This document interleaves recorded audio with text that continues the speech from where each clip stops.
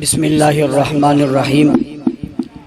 وقت چونکہ مختصر ہے اور آپ حضرات دور دراز سے آئے ہوئے ہیں، آپ نے اپنے علاقوں میں جانا ہے۔ میں قاری اسد عرفان صاحب اور ندیم یعقوب صاحب، ان کی پوری ٹیم، تمام رفقائے کرام کو شاباش دیتا ہوں، خراج تحسین پیش کرتا ہوں جنہوں نے اس خوبصورت اجتماع کا انعقاد کیا۔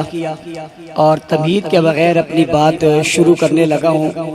نبی کریم صلی اللہ علیہ وسلم کی سیرت طیبہ کے حوالے سے ربیع الاول کے مہینے میں اجتماعات ہوتے ہیں۔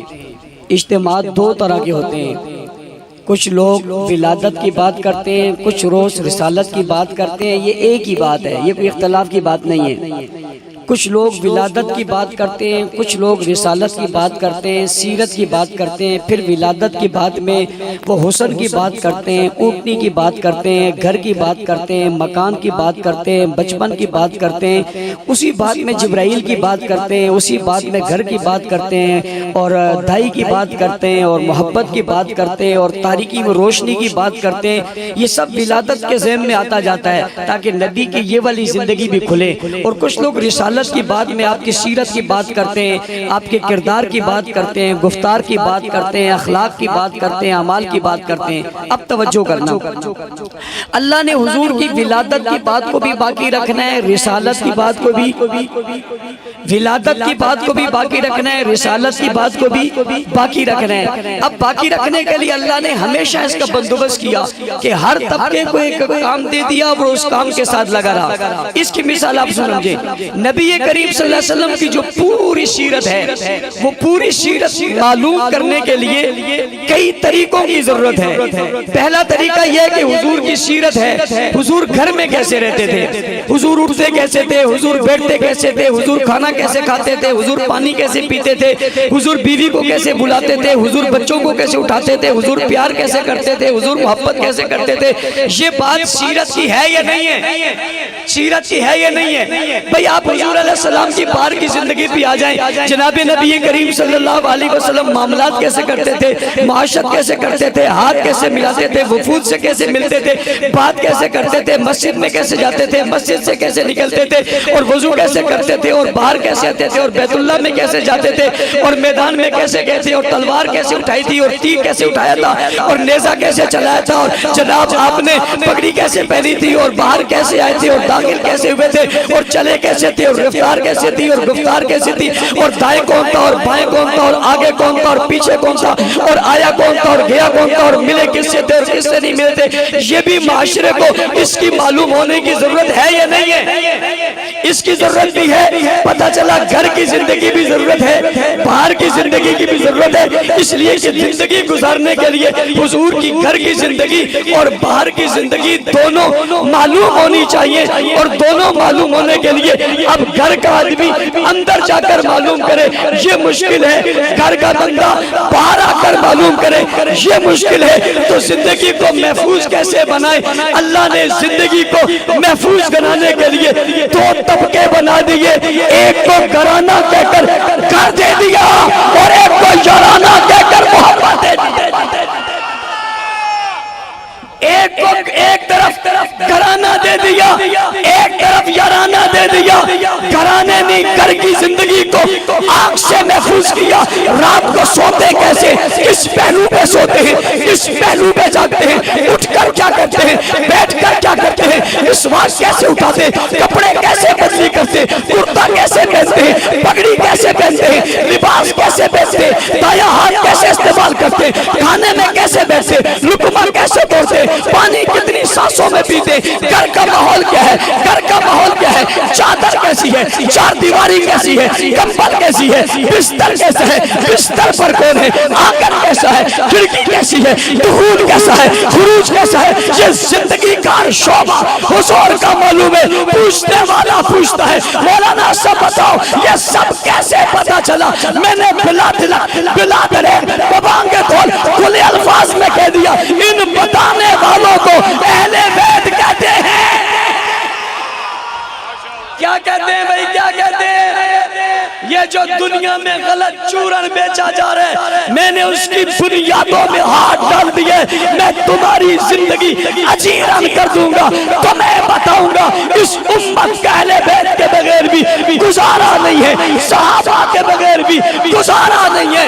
اہل بیت کو جدا کر دے گھر کی زندگی معلوم نہیں, صحابہ کو جدا کر دے باہر کی زندگی معلوم نہیں. الحمدللہ اہل سنت کے پاس گھر کی زندگی بھی ہے, باہر کی زندگی بھی ہے, معاشرت کی زندگی بھی ہے, معیشت کی زندگی بھی ہے, دروازے کی زندگی بھی ہے, دروازے کی زندگی بھی ہے, باہر کی زندگی بھی ہے.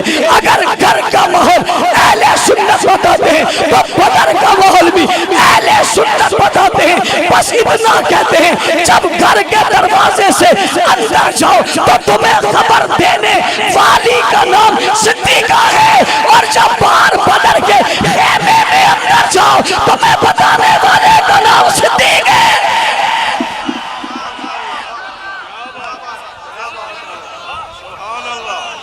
توجہ, اگر کوئی اہل بیت کا نام لے کر صحابہ کی توہین کرے یہ غدار ہے.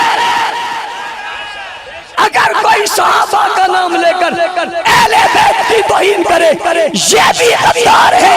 اہل بیت کا نام لے کر صحابہ کی توہین کرے یہ بھی غدار ہے. ہم اہل سنت کے اسٹیج سے اسے بھی رد کرتے ہیں, اسے بھی رد کرتے ہیں. ہم نہ گھرانے پر حملہ ہونے دیں گے نہ یارانے پر حملہ ہونے دیں گے. تراکی قدم نبی کی سیرت پر حملہ نہیں ہونے دیں گے. ہم پہرے دار ہیں نبی کی سیرت کے, سورت کے, جلال و جمال کے, اور شناخت سے نبی کی سیرت, سورت, جلال, جمال اگر کہیں سے ملتا ہے یا وہ اہل بیت ہے یا وہ صحابہ ہے. دوسری بات سمجھئے, دھوکہ مت دو قوم کو. اور مجھے بڑی خوشی ہے میرے مخاطب نوجوان ہیں, جو نوجوان ہیں وہ ہاتھ کھڑا کریں. نوجوانوں پیغام تم نے آگے دینے, انہیں کہہ دو اب تمہارا یہ چورن بکے گا.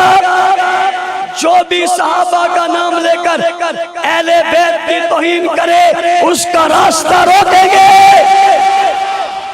جو اہل بیت کا نام لے کر صحابہ کی توہین کرے اس کا راستہ بھی. اور ان دونوں کا سبھی کچھ ہو سکتا ہے مگر اسلام سے کوئی واسطہ, کوئی واسطہ. اور یہ دہشت گردی, تخریب کاری, انتہا پسندی کی بات نہیں ہے, یہ غیرت مندی کی بات ہے. اگلی بات, کچھ لوگ کہتے ہیں صحابہ اور ہیں اور اہل بیت اور ہیں. میں ان سے بتانا چاہتا ہوں صحابہ اور اہل بیت میں کوئی فرق نہیں ہے.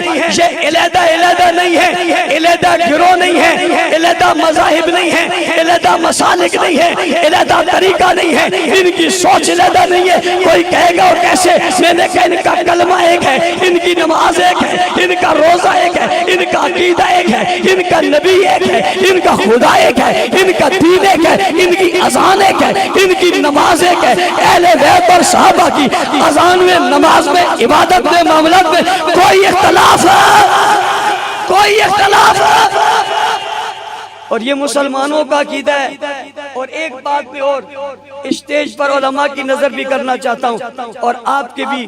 کچھ لوگ کہتے ہیں مسلمانوں میں اختلاف ہے. ندیم یعقوب صاحب توجہ. کچھ لوگ کہتے ہیں مسلمانوں میں اختلاف ہے. میں نے ان سے کہا غلط کہتے ہو, مسلمانوں میں اختلاف نہیں ہے, مسلمانوں سے اختلاف ہے. بھئی خلافت کا مسئلہ مسلمانوں میں اختلافی نہیں ہے.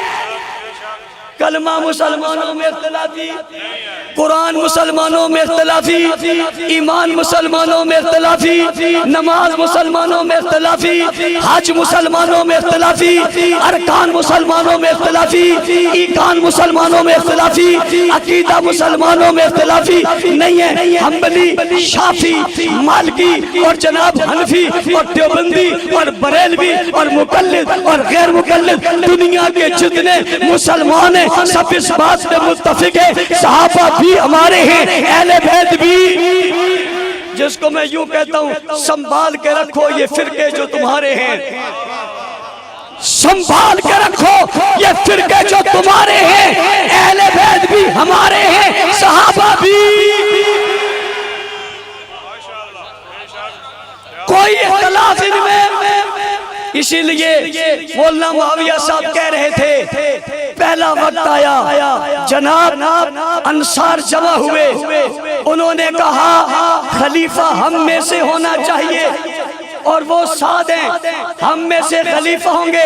میں ان کی بات کو آگے بڑھاتے ہوئے ایک نقطہ ساتھ اور لگاتا ہوں، انصار تو پھر بھی جمع ہوئے، انہوں نے تو یہ کہا نبی کی حدیث سامنے آنے سے پہلے کہ سعد خلیفہ ہونا چاہیے، اہل بیت تو جمع ہوئے ہی نہیں۔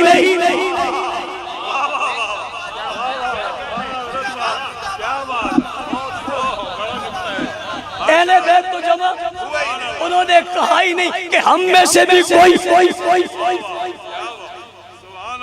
ان نے کہا ہی نہیں ہم میں سے کوئی خلیفہ ہوگا، ان نے کہا ہی نہیں ہم میں سے فلاں خلیفہ، انہوں نے تو نام ہی نہیں لیا، وہ تو بیچ میں آئی نہیں، وہ تو بولے ہی نہیں، پتہ چلا وہ پہلے سے ابو بکر کے ساتھ تھے۔ کسی نے کہا پہلے کیسے تھے؟ میں نے کہا جب نبی نے ابو بکر کو مصلی پہ کھڑا کر دیا تھا، علی نے پیچھے کھڑا ہو کر اسی وقت بتا دیا تھا علی کسی اور کے ساتھ نہیں، ابو بکر کے ساتھ ہے۔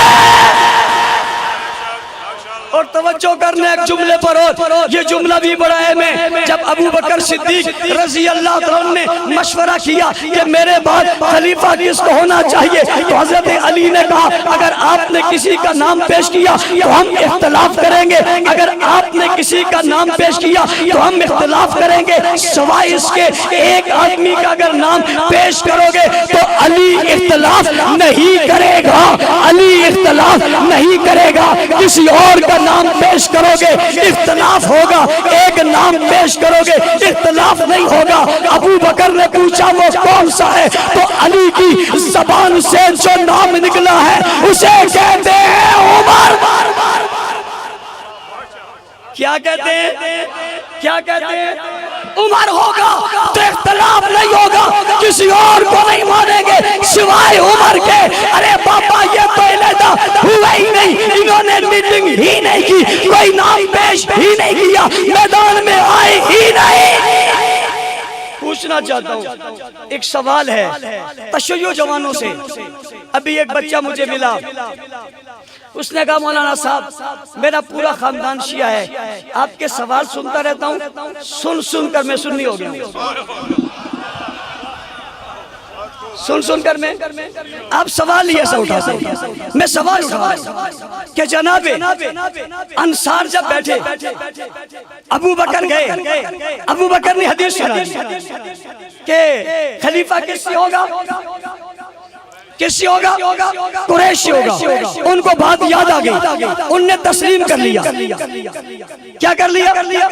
انہوں نے آ کر حدیث سنا دی، کیا علی کو من کنت مولا فازا علی مولا، حدیث یاد نہیں تھی؟ بولو یار، بولو یاد نہیں تھی؟ کہیں کیوں نہیں؟ بتائی کیوں نہیں؟ سنائی کیوں نہیں؟ استدلال کیوں نہیں کیا؟ پیش کیوں نہیں کی؟ یہ کن جھگڑوں میں پڑے ہوئے ہو؟ خلافت کے اعلان تو پہلے ہو چکے، یہ بات تو ختم ہو چکی ہے، کیوں کر رہے ہو؟ وہ پڑھ ہی نہیں رہے، وہ نہ پڑھ کر اہل تشیع ان لوگوں کو بتا رہے ہیں اس کا مطلب خلافت ہے ہی نہیں۔ خلافت اگر ہوتا تو علی بولتے، علی نے تو اس کا معنی خلافت سمجھا نہیں، یہ کون سا ہے جو اس کا معنی خلافت سمجھا اور اب سمجھا؟ اس کے بعد اس کا معنی حسن بھی نہ سمجھے، حسین بھی نہ سمجھے، فاطمہ بھی نہ سمجھے، کسی نے بھی یہ حدیث پیش نہیں کی کہ نا انہیں روک دو اور جا کر کہو نبی کی حدیث تو یہ، غدیر خم پہ تو یہ کہا تھا، فلان عید منانے سے کچھ نہیں ہوگا۔ میں نے کہا عید کیوں منا رہے ہو؟ کا اعلان ہوا تھا۔ میں نے کہا خلافت ملی تھی کا نہیں؟ دو چیز ملے نہ چھن جائے، اس پر عید ہے یا ماتم؟ ذرا بڑوں سے پوچھو اب تم نے کرنا کہ عید منانی ہے اس لیے کہ خلافت ملی تو اونچی پہلی دفعہ پہلے خلیفہ نہیں بنے، تو یہ حدیث حضرت علی نے کیوں نہیں سنائی؟ اس لیے نہیں سنائی کہ اس کا معنی خلافت بنتا نہیں تھا، تو بابا کوئی اور آیا ہی نہیں، اور آتا کیسے؟ آتا کیسے؟ کوئی اور آتا کیسے؟ اس کا نوٹیفیکیشن کہیں اور سے نہیں، حجرے سے ہوا ہے۔ مسلح پہ بھیجو، کیا کرے؟ آقا کیسے بھیجے؟ کا نوٹیفیکیشن ہے مرور ابا بکر فلیصلی بالناس، صحابہ اہل بیت کے ذریعے سے نبی کی زندگی ہم تک پہنچی ہے۔ صحابہ اہل بیت میں کوئی اختلاف نہیں تھا، محبت کے رشتے تھے، کبھی بھی اختلاف نہیں ہوا۔ چلتے جائیے، حضرت علی کا دور ہو گیا، سنو میری بات، اختلاف خلافت پر نہیں ہے، اختلاف خلافت پر، اختلاف قصاص پر ہے۔ باریک سا جملہ کہتا ہوں، قصاص پر ہے۔ عثمان کے قصاص کی بات تو پہلے ہو چکی ہے۔ کب ہو چکی ہے؟ کب ہو چکی ہے؟ یہ تو نبی کے زمانے میں ہو چکی ہے۔ جب حضور نے بھیجا، لوگوں نے کہا عثمان شہید ہو گئے، عثمان تو ہوئے ہی نہیں تھے۔ حضور نے سب کو بلایا اور بلا کر بیعت لی، ان بیعت کرنے والوں میں علی بھی۔ یہ اختلاف ہے یا محبت ہے؟ اختلاف ہے یا محبت ہے؟ ان بیعت کرنے والوں میں کون ہے؟ علی بھی گئے بیعت کرے، 1400 صحابہ ہیں، 1400 صحابہ۔ ہاں عثمان وہ ہے جن کی بیعت کرنے والوں سے اللہ نے رضا کا اعلان کر کے کہا لقد رضی اللہ، رب ان سے راضی ہو گیا ہے، رب راضی ہو گیا۔ بیعت کر لی، عثمان شہید، اب تو ہو گئے نا، اب تو ہو گئے نا، قصاص تو باقی ہے نا۔ معاویہ کو کیا کہتے ہو؟ یہ بات تو حضور کی ہے، قصاص کا مطالبہ بات حضور کی ہے کہ عثمان کے خون کا ہم کیا دیں گے؟ اختلاف اس پر بھی نہیں کہ قصاص نہیں دیں گے، اختلاف اس پر ہوا کہ اب لیں گے یا بعد میں لیں گے۔ سمجھنا، حضرت معاویہ کہتے ہیں قصاص اب لیں گے، علی کہتے ہیں بعد میں لیں گے۔ حکومت مستحکم ہونی چاہیے، خلافت کا مسئلہ ہی نہیں، قصاص کا مسئلہ ہے۔ دونوں کی رائے صحیح ہے، دونوں کی بات صحیح ہے، دونوں نقطہ صحیح ہے، دونوں کا فلسفہ صحیح ہے۔ یہ یوں کہہ رہے ہیں، وہ یوں کہہ رہے ہیں۔ علی کی رائے اس لیے زیادہ مضبوط اور مستحکم ہے کہ حالات اس کے اجازت نہیں دیتے، اس بنا پر جنگ ہو گئی ہے۔ اور جناب سب کچھ ہونے کے بعد دنیا کو بتائے امت میں اختلاف ہوتا ہے، امت میں اختلاف ہوتا ہے، امت سے نہیں۔ امت میں اختلاف ہو گیا، پھر امت میں اتحاد ہو گیا۔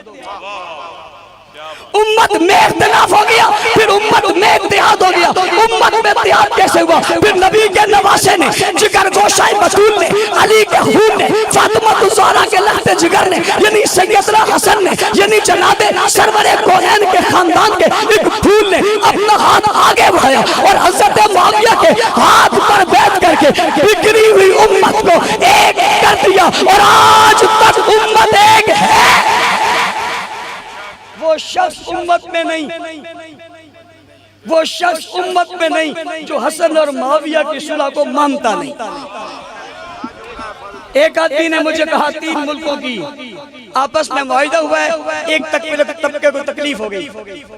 میں نے کہا تم بڑے سادے ہو، تم نے اسے پڑھا نہیں ہے، ہم نے پڑھا ہوا ہے۔ یہ جسے تکلیف ہوئی ہے اسے آج سے نہیں ہے، اسے ابو بکر کی خلافت سے تکلیف ہے، عمر کی حکومت سے تکلیف ہے، عثمان کی حکومت سے تکلیف ہے، انہیں حسن کی صلح سے تکلیف ہے۔ اور یاد رکھنے والی بات، جب بھی صلح کی آئے گی یہ طبقہ تمہیں روتا ہوا ملے گا اور کمیندگی پر اترا ہوا ملے گا، لیکن امت نے اختلاف کر کے بھی بتا دیا اور اتحاد کر کے بھی بتا دیا۔ اس سارے معاملے میں جب امت میں اختلاف تھا، کلمہ ایک ہی تھا، کلمہ، نماز، اذان، عبادت، قرآن۔ جس طبقے کی نماز بھی لے دو، کلمہ بھی لے دو، عبادت بھی لے دو، امام بھی لے دو، ایمان بھی لیدہ ہو، یہاں تک قرآن بھی لیدہ ہے، اس کا امت میں اختلاف ہے یا امت سے اختلاف ہے؟ جن لوگوں کا امت سے اختلاف ہے انہیں واضح کہنا چاہتا ہوں یہ امت کا مسئلہ ہے، باہر والوں کا مسئلہ ہے ہی۔ باہر والوں کا مسئلہ ہم جانے، امت والے جانے، گھر والے جانے، علی بھی ہمارے ہیں، حسن بھی ہمارے ہیں، حسین بھی ہمارے ہیں۔ نبی کی سیرت ہو یا نبی کی صورت ہو، نبی کی فضیلت ہو یا نبی کا بچپن ہو، نبی کا لڑکپن ہو یا نبی کی جوانی ہو، ہر چیز ہم تک جنہوں نے پہنچائی وہ کون ہے؟ ایک بار پھر ایک اور موسم جو ہے وہ گرم ہو گیا، اور وہ یہ ہو گیا کہ جناب بل پاس ہونا چاہیے۔ جو ہی بل کی بات آتی ہے بلوں سے چند چوہے نکل آتے ہیں۔ بھئی بل کی بات کیا ہے؟ قانون بننا چاہیے۔ اہل بیت کے گستاخ کو کیا ملنی چاہیے؟ میں ان سے پوچھتا ہوں تم اہل بیت کی بات کرتے ہو، گستاخ کی سزا پر ڈرتے کیوں ہو؟ میں تو خوش ہوتا ہوں، اور میں اتنے بڑے اجتماع میں مطالبہ کر رہا ہوں اہل بیت کے گستاخ کی سزا عمر قید نہیں، سزائے موت ہونی چاہیے۔ کیا ہونی چاہیے؟ کیا ہونی چاہیے؟ اور سزائے موت اسے عدالت میں نہ دی جائے، سزائے موت گستاخ اہل بیت کو چوک پر دی جائے، چوک پر سب کے سامنے دی جائے، اور سزا دینے کے بعد اسے پانچ چھوڑا نہ جائے، نیچے اتارنے کے بعد گاڑی سے باندھ کر گھسیٹا جائے۔ میں مطالبہ کرتا ہوں، تو مجھے کہتے ہیں اہل بیت کا گستاخ ہے، میں مطالبہ کر رہا ہوں، میں مطالبہ اسے سزائے موت ملنی چاہیے، چوک پر ملنی چاہیے، گاڑی کے پیچھے اسے لپیٹ گھسیٹا جائے، لوگ اسے پتھر مارے، دنیا کو پتہ چلے یہ نبی کے اہل بیت کا گستاخ ہے۔ یہ میرا مطالبہ ہے۔ تم اگر کہتے ہو صحابہ کو مانتے ہو، تم بھی مطالبہ کرو،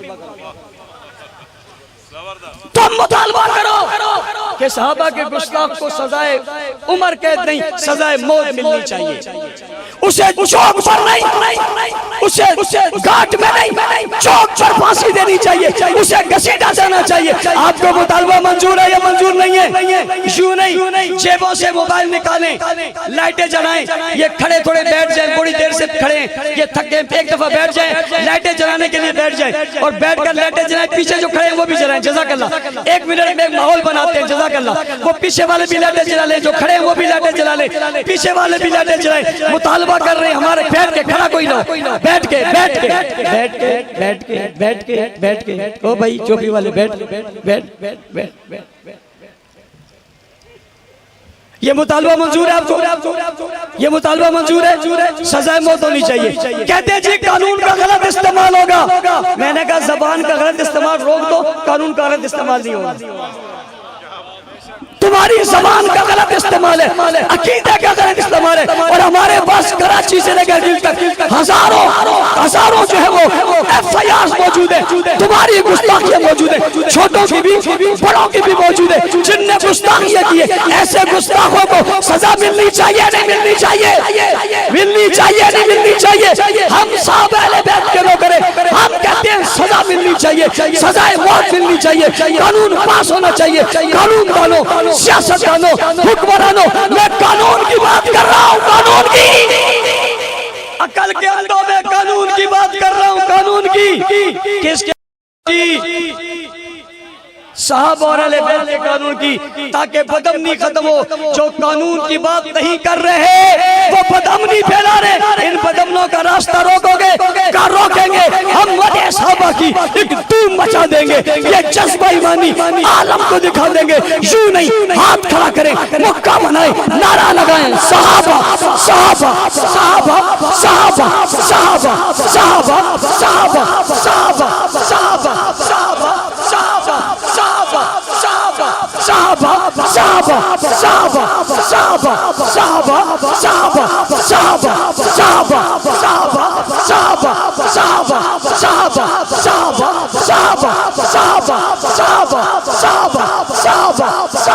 صحابہ صحابہ